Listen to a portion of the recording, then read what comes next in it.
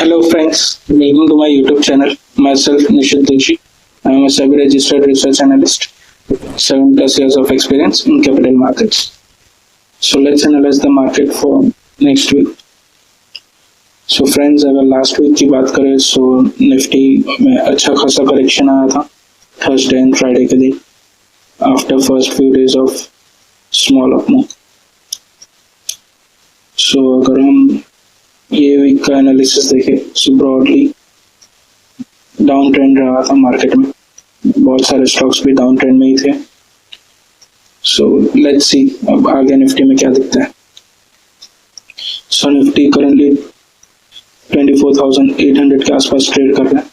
अगर हम टॉप से देखें रिसेंट टॉप जो बना था 25,600, वहां से एक अच्छा खासा करेक्शन आ गया है निफ्टी में. एंड अभी के लिए इंपॉर्टेंट सपोर्ट लेवल्स जो निफ्टी में लग रहा है जहां से एक बाउंस या एक रिवर्सल आ सकता है वो है 24,700 एंड 24,400. मोस्टली 24,700 से हमें ये वीक में एक साइजेबल बाउंस या एक शॉर्ट अप मूव पॉसिबल लग रहा है 700-600 के लेवल से निफ्टी में. अगर हम वेव एनालिसिस भी करें सो लाइक ये first, second, third, fourth and ये फिफ्थ, सो अराउंड 24,600-700 के लेवल से एक अप मूव आ सकता है निफ्टी में. एंड यहाँ पे ये करेक्शन कंप्लीट होने के चांसेस लग रहे हैं. एंड अगर 700-600 के नीचे जाता है तो जो इम्पोर्टेंट सपोर्ट है वो 24,400 के आसपास है. उसके नीचे जाने के चांसेस ये वीक में तो नहीं लग रहे. सो लेट्स सी निफ्टी में ये आउटलुक है फॉर एन एक्सपायरी वीक. अब अगर बैंक निफ्टी की बात करें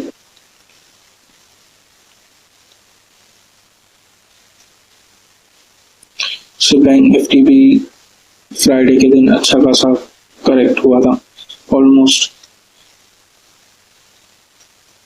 टॉप से अराउंड 600-700 पॉइंट्स करेक्शन आया था बैंक निफ्टी में भी. बैंक निफ्टी एक साइडवेज जोन में है जिसका हाईएस्ट पॉइंट 57,500 और लोअर पॉइंट 56,200 के आसपास है. सो बैंक निफ्टी के लिए भी अगर ये आप चैनल देखें सो इसके सपोर्ट जोन के आसपास है. So important support for bank Nifty ये वीक के लिए भी 56,000 के आसपास रहेगा. एंड यहाँ से एक बाउंस आने का एक्सपेक्टेड है बैंक निफ्टी में भी.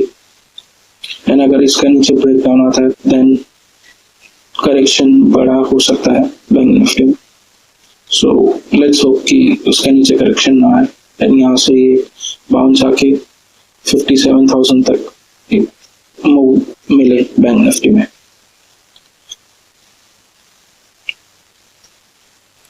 अब अगर सेंसेक्स की बात करें तो सेंसेक्स में भी एक करेक्शन स्टार्ट हुआ था टॉप से अराउंड 84,000 के वहां से एंड अभी हम 81,000 के आसपास हैं. अगर इम्पोर्टेंट सपोर्ट सेंसेक्स की बात करें तो ये भी अराउंड 81,000 के आसपास लग रहा है. एंड यहाँ से एक sideways to up move start हो सकता है सेंसेक्स में भी. इम्पोर्टेंट रेजिस्टेंस अगर सेंसेक्स में देखा जाए तो अराउंड 82,000 के आसपास है. अगर इसके ऊपर दिखता है देन एक फ्रेश अप मूव भी स्टार्ट हो सकता है सेंसेक्स में. अब अगर mid cap small cap index की बात करें सो इसमें तो ये वीक में एक अच्छा खासा करेक्शन आया था. ये आप देख सकते हैं लाइक 19,000 के लेवल से कंटिन्यूसली ये वीक में फॉल आया है मिड कैप स्मॉल कैप में. 20 EMA 50 EMA के नीचे क्लोजिंग आया. सो पेन ज्यादा था ये वीक में स्टॉक्स में, ब्रॉडर मार्केट के स्टॉक्स में. इम्पोर्टेंट सपोर्ट की बात करें सो ये 18,000 के आसपास है. यहाँ से एक बाउंस आना चाहिए या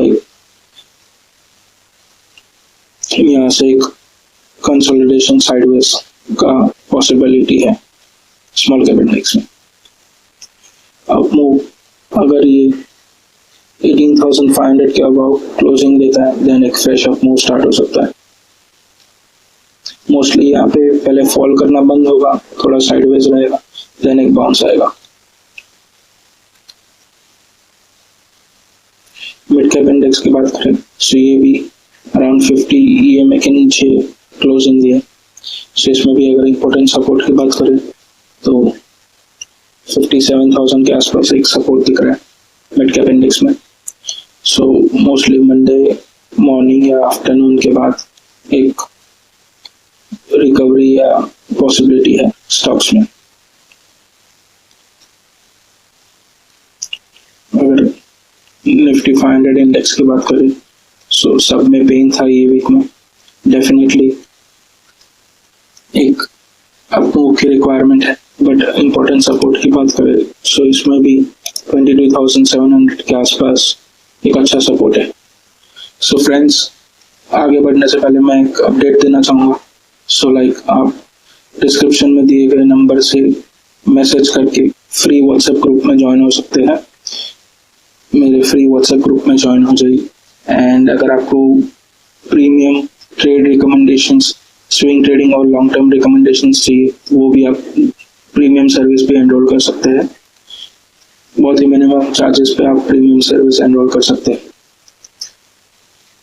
अगर फॉरेन मार्केट्स की बात करें डाउ जोन्स की, सो डाउ जोन्स तो ऑलमोस्ट 52 वीक हाई पे है, एक ऑल टाइम हाई के आसपास है। सो इंटरनेशनल मार्केट या डाउ जोन्स से मेनली यूएस से तो कोई पेन दिख नहीं रहा है कि लॉन्ग टर्म क्रैश आ जाए या वैसा कुछ, क्योंकि ऑलमोस्ट ऑल टाइम हाई पे ट्रेड कर रहे हैं। सो इसमें भी और अपमूव पॉसिबिलिटी है।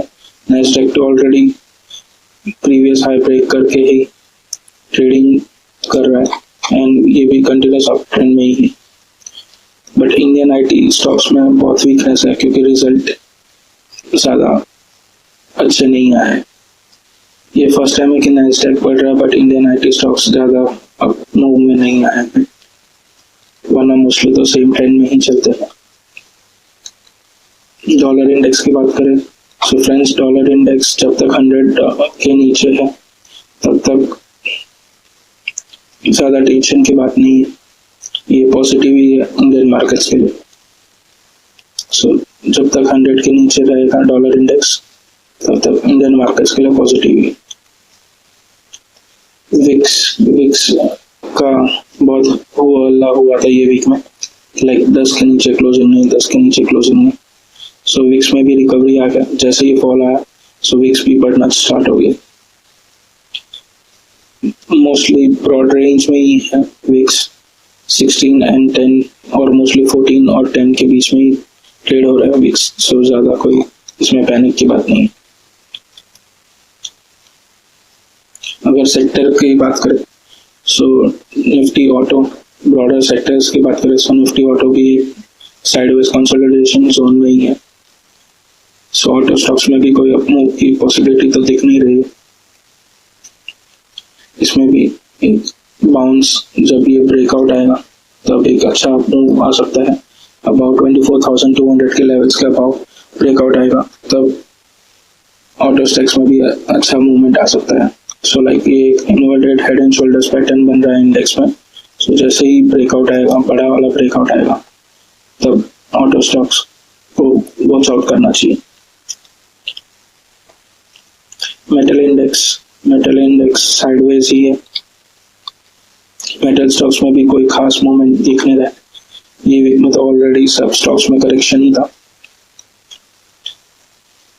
सो मेटल इंडेक्स में भी कोई मेजर ट्रेंड का साइन नहीं। निफ्टी आईटी, जैसे फ्रेंड्स में बोल रहा था कि नैस्डैक ऑल टाइम हाई पे है बट इंडियन आईटी स्टॉक्स अब मूव पे नहीं है। इसका सिंपल रीजन है कि रिजल्ट्स अच्छा नहीं आए हैं एंड यूएस में एआई की वजह से अब ट्रेंड चालू है, बट इंडियन आईटी में एआई का कोई रोल ही नहीं है। दैट्स व्हाई सो रिजल्ट्स जैसे इम्प्रूव होंगे तब थोड़ा बहुत अपमूव का पॉसिबिलिटी है आईटी स्टॉक्स में। On the other hand pharma stocks में अच्छा मूव था ये वीक में, लाइक लास्ट 3 डेज में फार्मा स्टॉक्स में एक अच्छा बाउंस आया था। सो फार्मा जब भी मार्केट में करेक्शन आता है तब फार्मा एक डिफेंसिव सेक्टर के रूप में आ रहा है एंड फार्मा में अच्छा मूव दिख रहा है।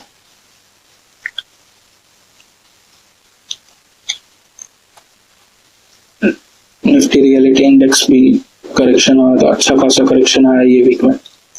सो ये भी सपोर्ट लेवल के आसपास है, ये ट्रेंड लाइन के सपोर्ट के आसपास ही है। सो मंडे के बाद इसमें भी थोड़ा बाउंस आने के चांसेस है रियलिटी स्टॉक्स में भी। क्रूड ऑयल 67 के आसपास ट्रेड हो रहा है जो साइडवेज ही है। सो कोई मेजर पैनिक का साइन नहीं दिख रहा है इसमें।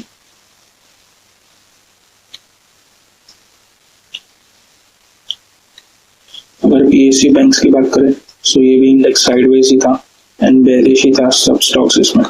सो इसमें भी जब ब्रेकआउट अराउंड 7300 के अबाव रहेगा तभी ही एक fresh up move PSU stocks में भी, पीएसयू बैंक्स में दिखेंगे। एफएमसीजी स्टॉक्स में एक अच्छा खासा करेक्शन आया था ये वीक में, आप देख ही सकते हैं इंडेक्स भी अच्छा खासा करेक्ट हुआ। सो लेट्स होप कि ये करेक्शन स्टॉप हो एंड एक बाउंस दिखे।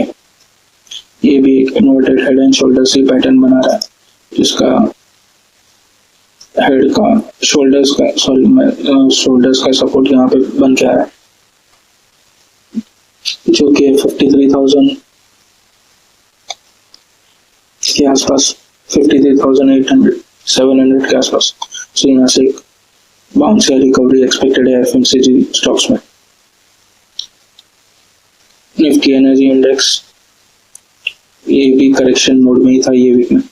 सो ये वीक में फार्मा के अलावा ब्रॉडर सब इंडेक्सेस करेक्शन में थे। दूसरा हेल्थ केयर इंडेक्स में भी अगर आप डिस्कशन देखें तो अच्छा मूव था ये वीक में।